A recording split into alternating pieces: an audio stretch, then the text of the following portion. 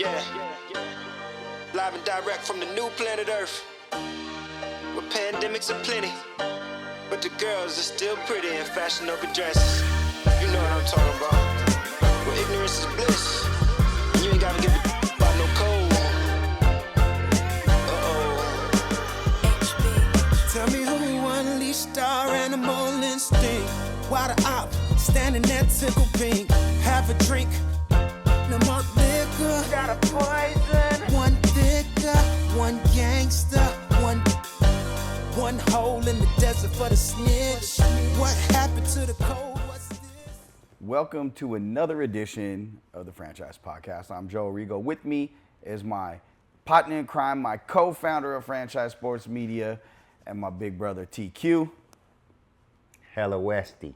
Holla at your boy. Who's not with us because she's suspended indefinitely due to conduct detrimental to our team because who she chooses to date. Damn. Nashan Zaragoza. Suspension Sally. So, hey, we've seen the profiles that they've been sent in, so, I mean, she chose one of them. Hey. Wasn't to the liking. Bad decision, man. El Presidente said no. Rough out here.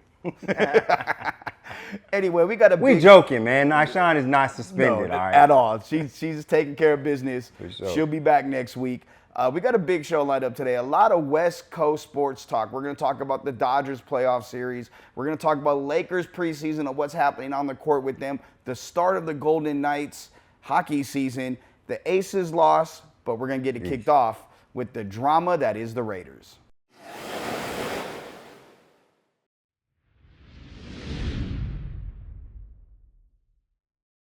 All right, we all know what's been going on with the Raiders, right?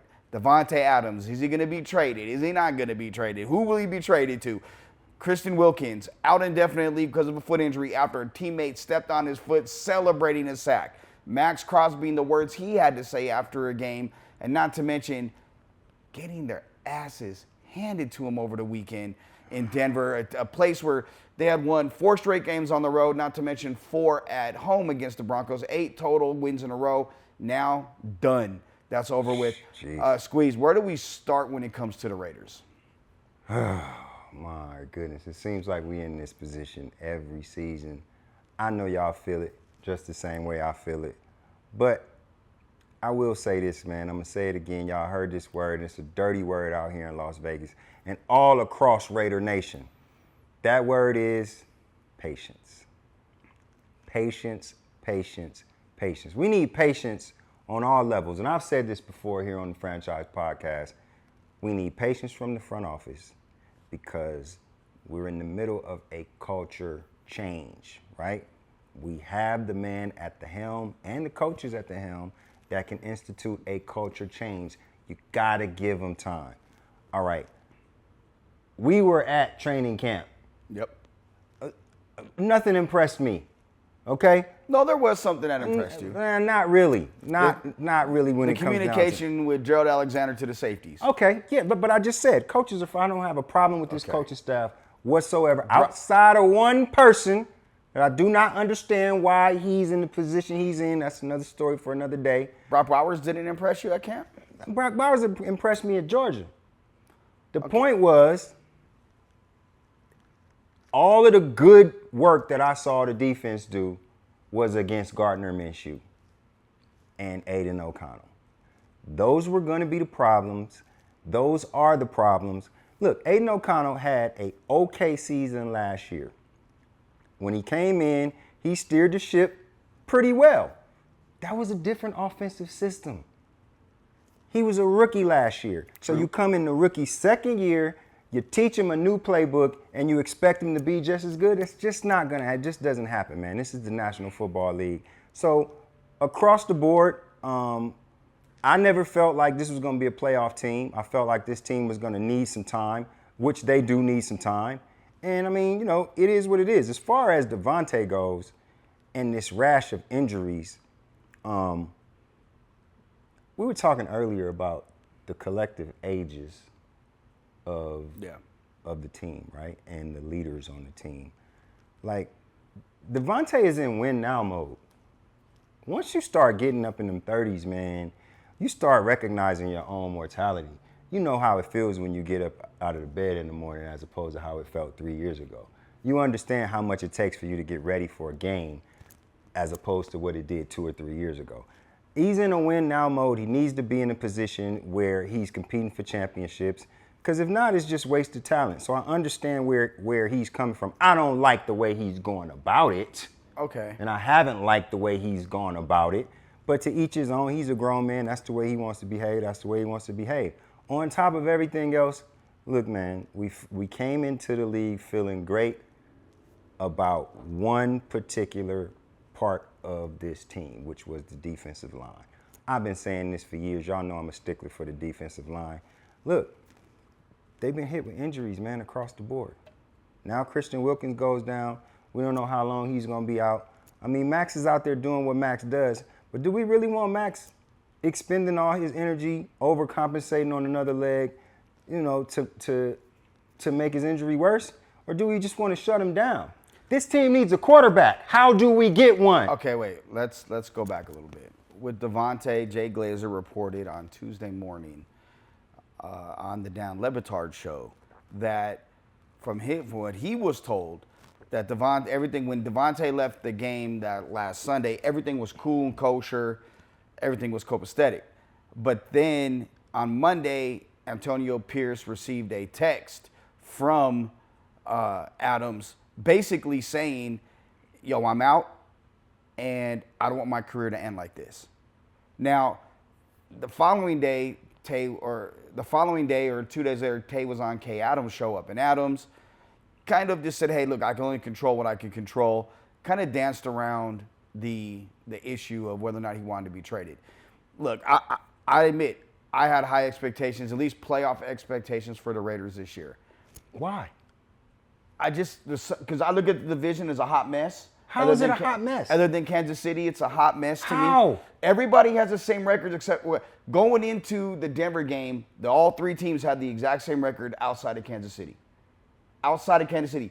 They beat the teams in conference, so in-conference wins matter. And they're going to get back against the Chargers. And I thought that the Denver game was going to be a win. So I felt like, okay, this is a good situation for the Raiders right now. My mind's on baseball, sorry. Yeah, we already see us where the Dodgers things going on right now in baseball. With that being said, I don't know. I just feel as if I felt as if that the Raiders had a good chance to make the playoffs. Now, I'm at the point where it's like this. If Wilkins is out for more than 5 weeks, just sit him out for the year. If 5 weeks? More than 5 weeks. If he's out for more than a month and a week, sit him out for the year. If not, look, the competitors want to compete. And you're trying to build a culture. But let me ask you this question. And I'm going to ask Raider Nation, I want to ask you this question as well. What if, and I was a big proponent of Antonio Pierce getting the job. If I love the attitude, I love how he looks at things, I love the Raider culture that he's putting back in place. But what if players almost had a Wizard of Oz moment where they peeled the curtain back and said, damn, in the same week that Tay wants to be traded, you get an 8-year so cost from the NCAA saying you masterminded whatever happened at Arizona State. Oh my Hold God, on. And Please. you're liking posts on Instagram. Who cares? Hold on. Maybe players want to see a head coach act more like a head coach and not like a former player. Yo, man, stop this, man. Please. I'm just asking the question. That's a dumb question to be asking. Like, let's stop with the Antonio stuff. Antonio is not the problem. Antonio does not tackle on fields on Sundays. When he was on the field, you know what he could do? He could tackle. You know what the Raiders don't seem like they can do? Tackle. It's not Antonio. He's not the issue. The issue is executing. First and foremost, I said this from the beginning. You look at our division, I always say it. Who has to play Patrick Mahomes and Justin Herbert twice a year? Add Andy Reid, That's been the constant that's been there. They ain't going nowhere. We saw that Monday night. They're not going anywhere, all right? Now you've given Jim Harbaugh to Justin Herbert. They're going to be here. They're not going anywhere. And I know you have no respect for Sean Payton. None whatsoever. I got the utmost respect for Sean Payton because I used to be a Saints season ticket holder. I used to could go to practice. I used to could watch the pregame rituals and watch it. The man's a genius. You give him the quarterback he wants. I don't care what he does with his nose, with his ears, with his eyes. I don't care what he drinks. I don't care less. You saw what he did to the Raiders this weekend, right? With Bo Nix, who you said was trash. Still and is maybe trash. he is trash. But when you put him with Sean Payton, he's not gonna be trash. Well, it didn't help that the defense, they didn't get to him. They didn't make him uncomfortable. Like, look, I agree. The execution part falls on partly on the players. But again, at some point, and I'm not saying it's Antonio Pierce's fault. Again, we have to look at it from all angles. It's not just the player's fault. Like, again, who would have thought liking a post on Instagram may have started a shitstorm? Stop being soft. All of y'all like post on Instagram. That's the type of world we live in today. So what if he liked the post on Instagram? You don't like it, fight him. I bet he'll beat your ass. Let's get off this Antonio Pierce stuff. Because this fan base is delusional sometimes. Well, no, you you're was right. begging for him last year. Begging for him. You had no problem with the team last year. If Mark Davis would have hired Jim Harbaugh or anybody else, y'all would have had a riot. So now, after a couple of losses, people making business decisions, people who don't want to block on the outside, people who don't want to tackle and get their little selves hurt, right? People who can't stop turning the ball over. Now it's Antonio Pierce's fault. Man, let's stop. Bottom line is, we don't have the players yet. No, if we're going to continue a damn musical chair of coaches, we're going to continue to not have the players. I just think that there may be some thought. If you go back and look at the last hires from Mark Davis, when he hired Reggie McKenzie, he empowered him to hire a coach. He hired Dennis Allen. Mark Davis really didn't like Dennis Allen. Then you bring back Gruden, and you give Gruden almost complete autonomy of the team, and then his situation occurs. Now Jim Harbaugh then you bring in. You try to overcompensate by going to the team that probably has been the most stable over the last 25 years in the Patriots, between them and the Steelers. You try to bring their guys over, and that blows up in your face. Now, Harbaugh, who wants more control, did Mark Davis not want to give control back to something, have that same situation with Gruden with Harbaugh? Sure. So, no, wait. And then you had your two best players banging the table for Pierce, right? Absolutely. Whatever it is with Devontae, and this is me coming from a coach's perspective. Wait, hold on. From a coach's perspective, as a former head coach, your job is to communicate, period. If there was an issue after anything he said with or on wide receiver, if him being gone for too many days when it came to the birth of his son, that's a private conversation that needed to be had if it hasn't happened. Excuse me. Can you stop making this rocket science? It's You not. got Gardner Minshew, okay? You came here to play with Derek Carr. You got Jimmy Garoppolo and Gardner Minshew. It has nothing to do with the coach. It has nothing to do. You left from Aaron Rodgers and came to Derek Carr. Who's throwing you the ball right now? You would want to leave too. Goodbye, Devontae. We understand. It's been fun. We've been down this road before. Randy Moss, Antonio Brown, now Devontae Adams. Change the narrative here. Let's change something. Stop doing the same thing over and over again. It's failing. Let the man coach. Give the man some time. He has an all-star cast of coaches working around him. Let him cook. Please. This ain't the year for it. I said it from the beginning. The Raiders need to tank, and they need to get Shedeur Sanders in the building in the draft next year. Last thought for me.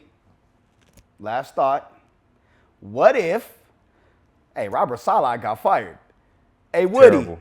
let's go ahead and bring A-Rod to Vegas, keep Devontae here, and lock him up. We'll take it. Let's do it. Not going to happen. Mark, Tom, Champ, you need me to make a call? Hit me up. I got you. We'll be right back. We're going to talk about some Lakers, some Aces, and hoops right after this. This section was brought to you by Coldwell Banker Premier Realty. Coldwell Banker is a service-driven, highly productive team of professional sales and support people who are dedicated to consistently providing superior real estate brokerage and related services, setting the industry standard of value and excellence.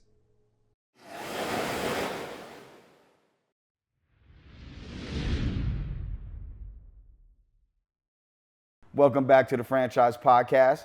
Joe, TQ in the building. Yeah. Nyshawn. Not in the building. We get to have fun when she's not Straight here. up. We on your head. On your head. She tries to like rein us in. And, All the like, time. You can't say that. Yeah. Like, what? Church girl. Yeah. Hey, man, like, let's talk about, first of all, our condolences to the Aces and Aces fans everywhere. Yeah. The back-to-back champs will not repeat after losing to the New York Liberty. Yeah. 3-1. You know what? My thoughts are real simple on this. There was 4 women on the Aces team that played in the Olympics. Mm-hmm. They played in back-to-back years, playing the most basketball they probably ever played in their life. You get tired. That's why three-peating is so hard. Facts. I tend to think that they got a little worn down. And now the question is, with the expansion draft coming up, will the core 4 stay together or will somebody be out? I believe the thing is to try to keep them together at all costs. Because, you know, there's a difference between what you desire and what you need, right? They desired to three-peat. We all wanted them to three-peat. I went to the game. It was my first game, just being able to sit and watch and not work. And legs, man. There's legs. The bottom line is the Aces need rest, period. Might have wanted to win that championship, and I get it, but this is the center of a dynasty. This dynasty is not over. No. They just need to rest up. They have played, it's like playing another extra season. Mm-hmm. If you look at the amount of playoff games that they've had to play, and then you throw the Olympics in there, and you know you got our core 4 over there leading Team USA to a gold medal. So I just think they need to rest. I think they need to rest mentally as well as physically, some more than others. I think that Asia was on a tear all season long, but when it came down to New York, I think that they recognized that the supporting cast was not what they had been. Mm-hmm. So it's all about let's attack her, let's attack her, let's attack her. And by the end of the game, she's worn down. Yeah. And I'm noticing, I'm up in the stands and I'm screaming, get the ball to A, get the ball to A, get the ball to A. But there's a lot of times where she's being forced out of position. So she's not able to touch the ball. And that's kudos to New York, who at the end of the day is a great team. Wait a minute, were you sitting in a luxury box? Because I know you weren't in the nosebleeds. No, I wasn't in the nosebleeds. I was in a great seat. It was not the luxury box, but I was in the mix. I was in the, you know, I don't like to be all level. I like to be up to where I can see where things are happening. And you could just tell that New York had a plan to try to beat her up, to try to send 2 or 3 people at her when they could, because they didn't seem to worry about our outside shooting, which took a dip as the season went on. So I was talking about this with Willie Ramirez prior to the UNLV game when they played Syracuse on Friday, right? Yeah. I thought Kelsey Plum had a down year compared to the other years. Yeah, for sure. He disagreed with that. He said she played about the same. I don't see it. I think her shooting went down. I know she had some off the field stuff with the divorce, and as someone that went through it, I know how that feels. So that's hard to shake at times. Absolutely. And I'd be lying to say if the human side, the human aspect of it didn't come into play. Yeah. They need to rest mentally and physically. So they get to keep 6 players, protect 6 on the roster. Yeah. Who are the 6 that you're protecting if you're the GM? I'm taking my starting lineup in Kia Stokes. Kia is your starter. She's your starting center. Is she the starting center? Yeah. Alicia comes off the bench. Well, I would probably be Alicia then. I would keep my starting 5 in Alicia. I would do the same. Because I'm telling you, Kia was missing during this last game. Her size is a difference maker that allows Asia to do more. Exactly. And Megan, God bless her, she's just not the same. She's not Kia. Yeah. She's just not. So, yeah, I would say our starting 5 and you keep Alicia and let's keep this thing going. Because, again, like I say, they need rest. I do not feel in any way that this is the end of anything. I feel like they got another 2 or 3 in them as they are presently constructed with that core 6. You and I were talking when we were at Wax Rabbit, and you had said that you think that that this is going to be, if they lose, a driving factor, like it was for Asia to go to be an MVP. It's going to be something that pushes them. I agree. That's how I feel. They had a meeting in the middle of the floor after the game was over, and naturally I was too far away to hear what was going on. But Asia was leading the meeting. She called them all to the middle of the floor. They said what they had to say, and it was a very spirited conversation. And I would think that it's about resting, retooling, and remembering how this feels, because there's been a lot of happiness, a lot of bliss, a lot of key, laugh, joke, because they've been winning and winning and winning. It's time to buckle down. It's time to get serious. It's time to understand that the target is on your back. It's going to continue to be on your back, and they need to take that same fire that I think was put into Asia last year when they snubbed her for the MVP. Yeah. They need to take that same fire and spread it across this whole team after what happened to them. New York had that against them. Absolutely. And that was the difference. New York was like, we are not going to lose them. Sabrina Ionescu had one hell of a series. She really played like dog shit last year and came out and played really good this year. And she's going to continue to get better. Man, you're not lying. This segment was brought to you by National College Resources Foundation, the College Expo.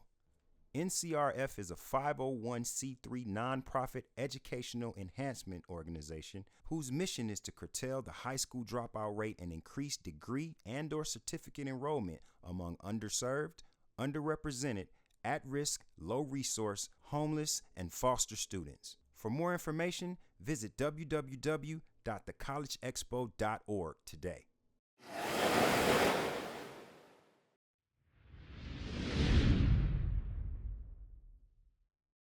Speaking of teams that are hoping to get better, that's the Lakers. Yes. And preseason kicked off last week. We seen something special over the weekend. I think it's the first time ever. Yes. When you see a father and son on the same team share the courts. Yeah. Look, I don't know what my expectations are for the Lakers this year. I'm gonna be honest. I've struggled with this from today when we were going through what we're going to talk about to going through our meetings throughout the day and then shooting the show. I don't know what my expectations are, because normally it's championship or bust. That's the attitude you have when you're the Lakers and you're the Dodgers, the Yankees. You have that attitude. Anything less is a failed season. Right. But I don't know about this year, because I still think they're like 2 or 3 pieces away. And maybe not, and this was this free agency group wasn't a great free agent group, if we're being honest. There was a couple guys. What do you mean? This coming up? This one that during the just passed, off-season. this offseason. Yeah. There was a couple guys that you're like, oh, it'd be good if we got them. Yeah. Almost like Timothy Mozgov and Luol Deng. You're like, come on, man. You're like, oh, okay, we need to get somebody. We got to get these 2. I think that's the same with this free agent group. I think the trade deadline is when the Lakers will make their hay and make a move. But I see it a little bit differently. For me, championship or bust. Period. Purple and gold. I don't give a damn who's on the team. Nick Van Exel said Sabalas. Yeah. Championship or bust. The I don't original care. Lake Show. Yeah, I could care less. Championship or bust. The way I look at free agency is that the Lakers are getting two great players that basically like adding two free agent players in Vando and Gabe Vincent. They didn't play at all last year. Those are two pieces that absolutely make the Lakers better. And I also think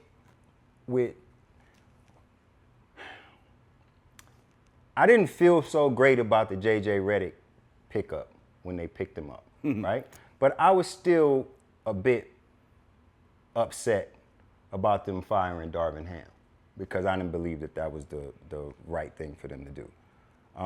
But as I've listened to him and as I'm paying attention to his interaction with the players and their interaction with him, I think that player's voice and JJ being the X's and O guy that he is, but also able to deliver what he wants to do from a locker room mentality, I think that could bode well for the Lakers, for the veterans and for the younger players. And I think, once you get into playoff basketball, which is the only thing that means something, LeBron James becomes a factor. See, that he showed in the Olympics to me that he can take over a game still. Absolutely. And I low-key questioned that the last couple of years because you're a fool. No, because there was times where it needed to happen and it didn't. We need to see that LeBron James. It didn't because it wasn't because he didn't know how or he lost the step. That wasn't the reason. You think that's the reason why? I don't know what the reason why was. LeBron is a facilitator first, man. He always has been. We said this way back in the day when people was comparing him to Jordan. No, he's more magic. He's more magic than anything else. And he is a pass first, get his guys into the game first and foremost. He believes in his players. He believes in the guys that are on his team 9 times out of 10. But when it comes time for him to take over, he absolutely has the ability to do it. He's had the ability to do it at a later point in his life than anybody we've ever seen. And that's something that I'm going to hang my hat on. I believe that they can compete. Now, can they win a championship? Looking at the way the Western Conference is presently put together, I don't know. But I won't be surprised if they end up in the Western Conference final. I think they got some moves to make. I'll say this about J.J. Redick. You know what turned me on to the hire that made me say, okay, I can kind of go with this? And this is so personal, and I'm going to be honest. You know what it was? What? Opening day of Summer League. I'm standing in the hallway. I mean, like when you come out of T&M, you know how you guys go shoot? Yeah. And I'm standing with Jesse Halberstadt, our Director of Community Relations. JJ sees me and goes, hey, weren't you on the Beast 980? I'm like, yeah. I remember you. What's up? What you doing here? I gave him my card. I was like, yeah. And he's like, oh, you own a sports media company? Oh, man, hey, you need anything, let me know. And then I seen D-Fish, and I go, how do you feel? And D-Fish was like, yo, I like it. So that right there, talking to D-Fish and then JJ remembering me. You're a ham. Right there, I'm with it. 100%. That got me like on board with it 100%. Joe, ham and eggs, boy, that's him. I love it, man. It's a good feeling. And then don't act like you don't get it. This is look, listen. I'm gonna say this much. I get where you're coming from, but let me go to the news of the day that I'm sure everybody's tired of hearing about. Hey, man, I love seeing Bronny and Bron out there together, bro. Yes, I do too. I absolutely love it. I ain't never seen nothing like it. Anybody that's a father, just take a little chance to dream and put yourself in that position. You out there balling with your son. Like, come on, man. All of the nostalgic videos where we saw him and Bryce on the court, doing shoot around with their dad. Like, it's just awesome to see, man. I hope that I do believe that the Lakers have the player development staff in place now that could bring the best out of Bronny and out of Dalton Connect, for that matter. And I'm excited to see, what ends up happening with this team, man. I'm excited. So you haven't put the boys on college football PS5 and played with them? No, I ain't did it. I be too busy. You had me too busy with franchise sports media. Doing I I haven't played it for all of that. I haven't played it in like 2.5 weeks, but I have one where Peanut is a receiver and Joey's a safety. Oh yeah, you making teams and all of that? Well, no, they're on UNLV. Like When you can recruit in the dynasty mode, you can change their names. So that's what you be doing when I be doing our taxes, huh? You be playing video games. No, I'm working. Nice work. Oh, I might be suspended indefinitely now. Yeah. Anyway, we're going to come on back. We're going to talk about some VGK, and we'll touch a little bit on UNLV and the loss they had last week right after this on the Franchise Podcast.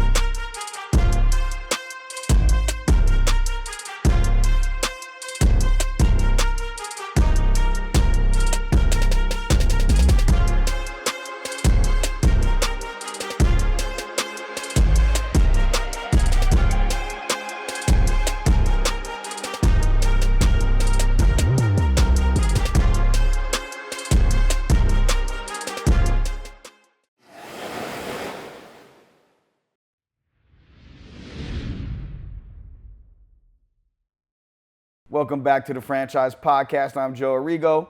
TQ's with me, and hi, Nye. Oh, no. Bye-bye, Nye. She's not here. Damn. Cobwebs in that middle seat, huh? I know, man. Like, there's nobody with their cackle.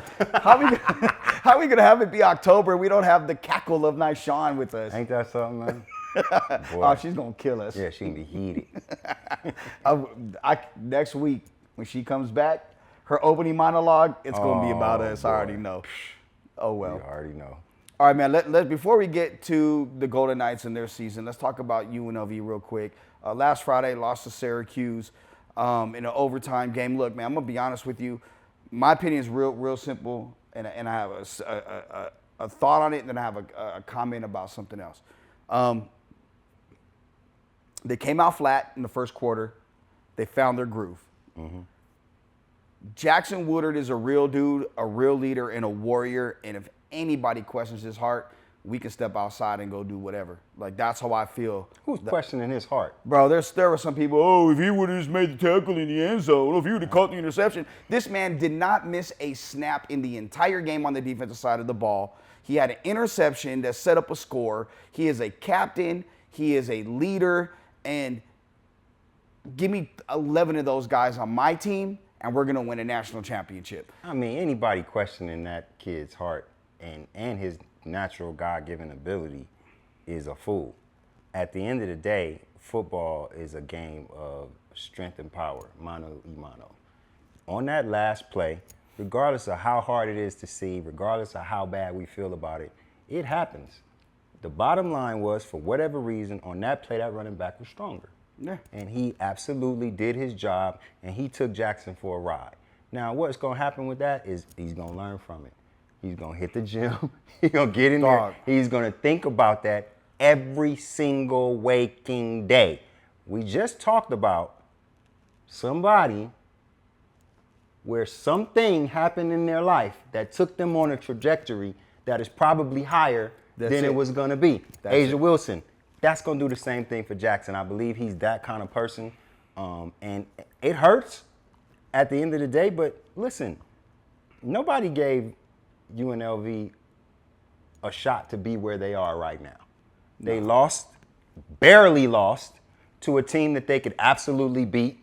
If they played them again, I would take them again because I feel like they're a better team.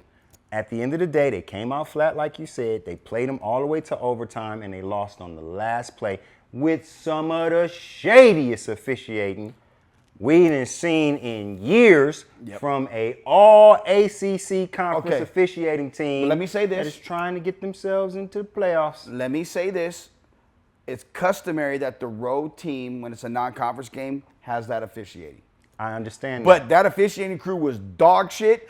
That was, how can you have a targeting roughing the passer and then say it's not targeting and it wasn't roughing the passer? Like, I'll tell you how. Because there are 12 spots in the playoffs. And the ACC is trying to get 1 or 2 of them, while the Big Ten and the SEC is trying to sew up all of them. And UNLV was on track before this game, and maybe still on track. They still are. To be the best Group of 5 team. group of 5 team. They still are. And this is the reason why Rebel fans not to worry about things. UNLV wins out, they're probably going to be that team because of the schedule that they played. Yeah. Syracuse was the top 25 team until a couple weeks ago when they lost to Illinois, who was a top 25 team. Yeah. Syracuse isn't a slouch. UNLV going into the Utah State game 4-1 should really throttle Utah State, who I don't feel sorry for, but I do kind of feel sorry for because their fans are just some of the worst in the Mountain West. Outside of Reno fans, Utah State's I'm right about there. to say, sound like how you do them Reno fans. Man, hey, man, look, the racial things that get said in Logan is the worst. If you don't know, tune into the Hey Red podcast that's out right now with myself, Mia, and Doug Brumfield. We discussed that. Doug does and tells you firsthand what it's like in Logan, Utah. Bird's eye view. Oh, yeah. But what I will say is this. What I hated to see after the loss was these people just with these hot takes. Barry should have called timeout with 23 seconds left. What is he doing? Or why do they run those plays in overtime? Like, shut the hell up. If you haven't coached or played, you haven't been a part. You can have an opinion. Don't mean everybody want to hear it, so keep the shit to yourself. I tell you what I hated. Tossing all them damn beer cans and all of that shit out of the stands after the game was over. You could have hurt somebody. You got half the media down there in the end zone trying to leave. We got our cameras. We got everything else, and y'all tossing projectiles out of the projectiles out of the damn stands. That ain't cool, man. I didn't Hold see it that. together. Yeah, it wasn't cool at all, man. So, like, keep your hot takes for social media, man. Like, that shit is whack. Like, that's the problem. Everybody thinks their opinion matters on social media. Yeah. They can jump on and do fake shows and spaces, and they can jump on and go live or do whatever. Like, no, like, whatever. Like, ex-nay that. Like, if you're going to do it, put your name on it. Don't hide behind Rebel Fan 9372643, Kappa Alpha Psi 19113. Like, and let's just stop acting like you're used to winning. All right. Yeah. Look, I'm not down on UNLV's head. I'm not saying anything like that. I'm just saying this is not a place that has performed this well thus far yet. Don't be stop. elitist. Yeah, stop acting like this is just some run-of-the-mill everyday thing. No, that's not the case. UNLV is balling. They barely lost this game. They played a hell of a game. They started slow and they paid for it. Now let's get back to work. They got the man in place that can turn this thing around. Pay him. He has turned it around. We already said you got to pay the man. You got to pay the man. Back up the truck, man. pay me my money. Yeah. Period.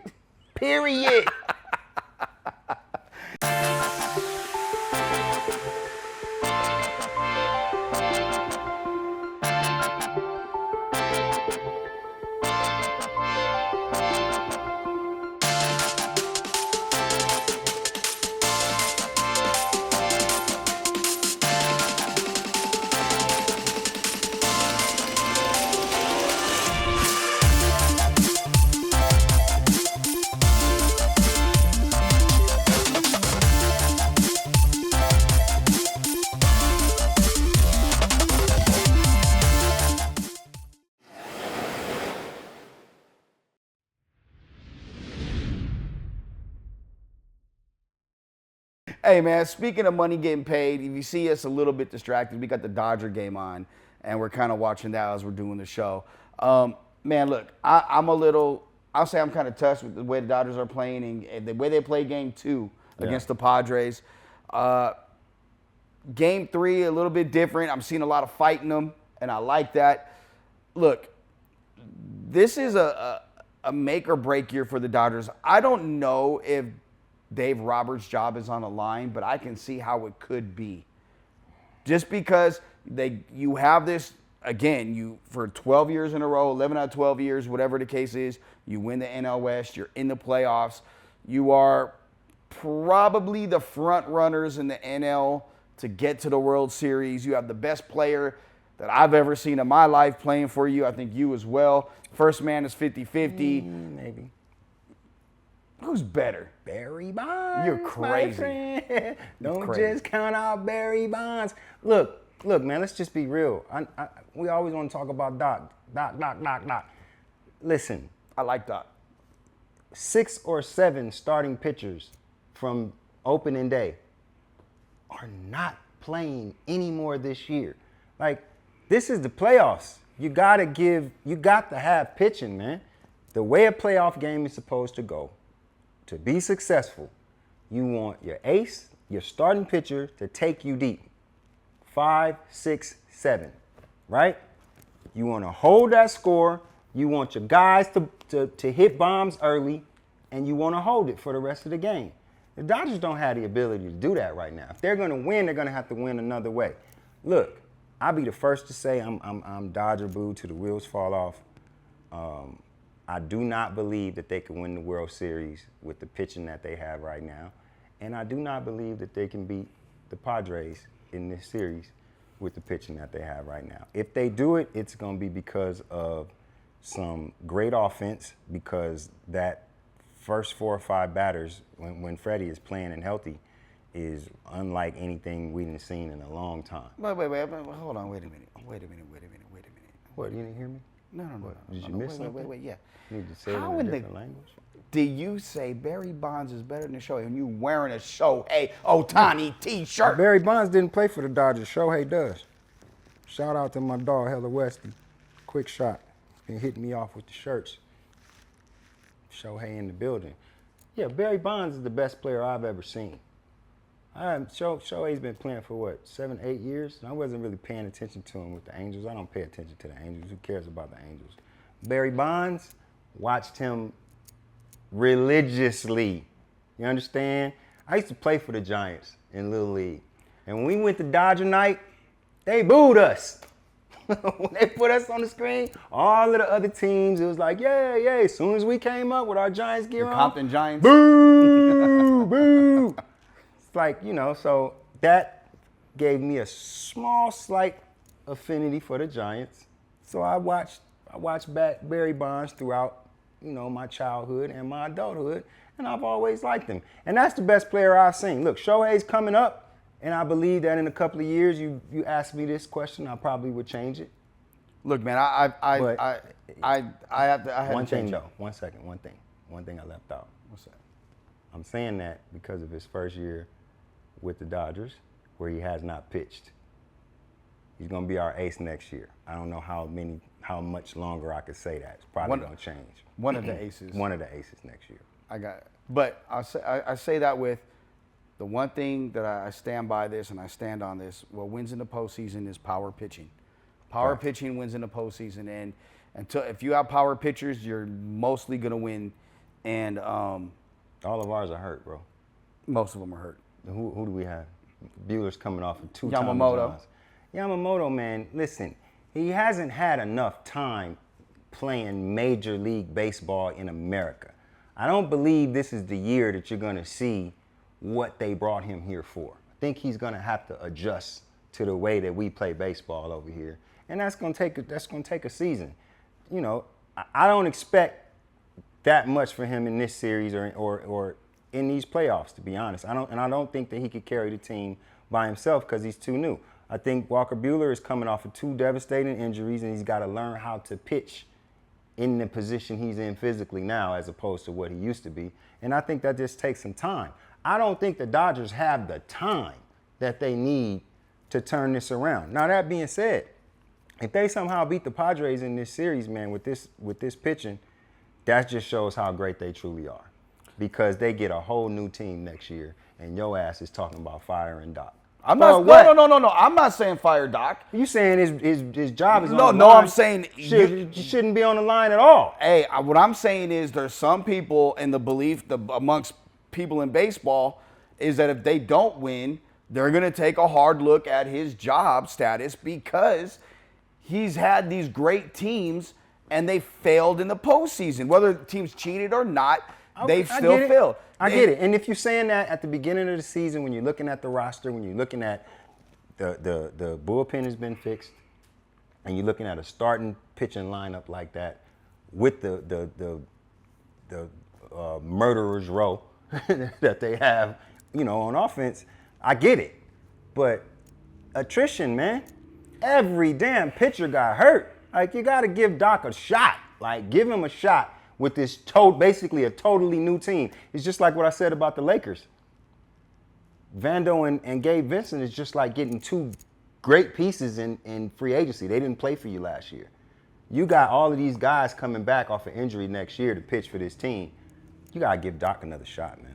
Well, regardless of what happens this year. We'll see what happens. Dodgers Padres are in their series as we record this, and we'll see by the time the next recording who would come out this series to go to the NLCS to play somebody to go to the World Series. Wouldn't it be great? Wouldn't it be great to see the Mets in the NLCS beat them, and then the Yankees in the World Series and beat them? Ooh, if that happened, y'all gonna hear from TQ, New York City. Oh yeah, you thought West Side was don't do life like that. Oh my goodness. Don't do life G like that. Listen, man, half my family is Yankee and Mets fans, bro. Just listen. I don't want to hear it. Oh Lordy. If we do it like that, if we take out the whole city of New York, we take out Queens and the Bronx. Ooh. It'd be like Kendrick taking out Toronto. I'm trying to tell you. Yeah. Real quick, Golden Knights, they get their season started. They got their season started. What are your expectations for them for this year? I believe in the front office. I believe in the coach. I believe in the culture that they built since they've been out here. The Golden Knights are going to compete. I don't know enough about the team to say that they are in contention for a championship this year. But they're going to compete. I expect them into the playoffs deep. I think it's about cohesion. The one thing that the previous iterations of this team had was the time that they played together, and the free agent pickups or the people that they brought in really fit within that nucleus.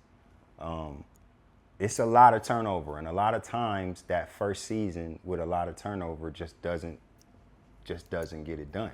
And if it doesn't, I don't mind it because I just believe in the stability of, like I said, the front office and the coach right now. So listen, we lucked up out here. We got a good team, man. So we'll see what happens. Yeah, you know what? I think when it comes to the Golden Knights, right now it's going to be championship or bust. It's going to be that's the goal. And how they went out last year was really on some sucker shit. Like, if we're going to call it like it is, some sucker shit to Dallas.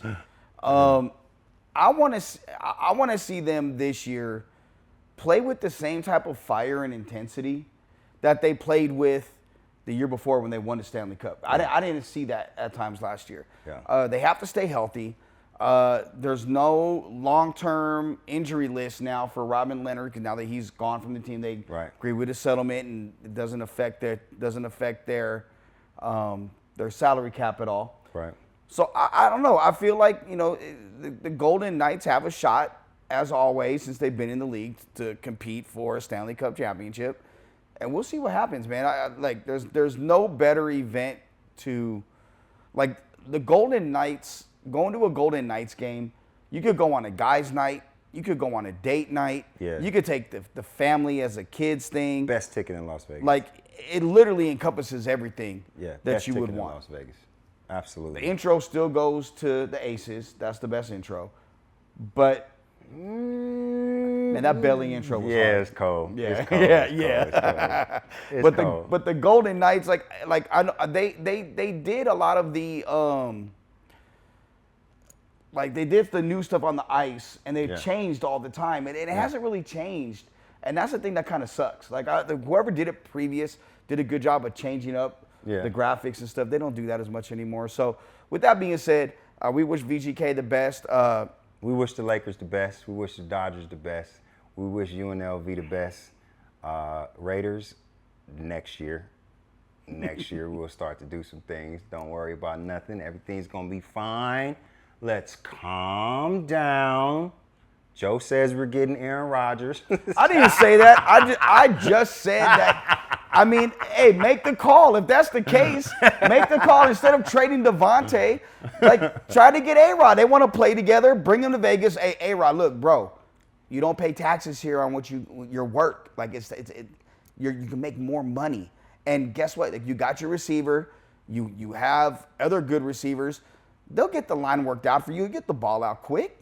What did you tell me today about why Robert Saleh got fired?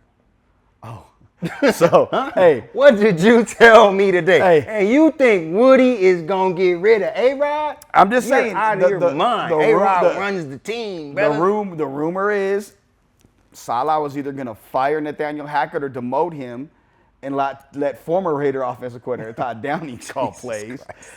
And 5 minutes later, he got called to Woody Johnson's office and said he was getting fired. Listen, if that's what really happened, man, like, if that's what really happened, I would have to believe that Saleh wanted out of there as much as they wanted him up out of there. Because there is no way.